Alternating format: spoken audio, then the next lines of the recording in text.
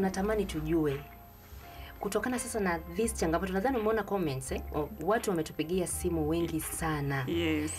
Kwa hasara za vijana na utandawazi. Mitandao ya kijamii imesababisha kupotekana au kukosekana kwa uhalisia wa maisha, kutokana na vile ambavyo vijana wanaviona kwenye mitandao ya kijamii wakiamini kama ni kweli. Lakini unakumbuka kwamba tuliwaambia kwamba sio kila wanachokiona kwenye mitandao ya kijamii ni kweli ama ni halisia. Na hii imepelekea vijana kuwa na changamoto kubwa sana. Ambapo vijana wanaona vitu wanavileta kwenye maisha yao wakifikiri kwamba ni uhalisia. Na wamekuwa na kwenye mitandao ya kijamii kinachosababisha hii ni nini?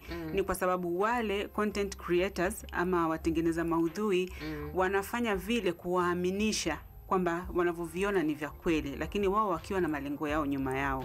So unachokuta kinatokea pale, kijana naye anakichukua tu kama kilivyo na kukileta kwenye maisha yake.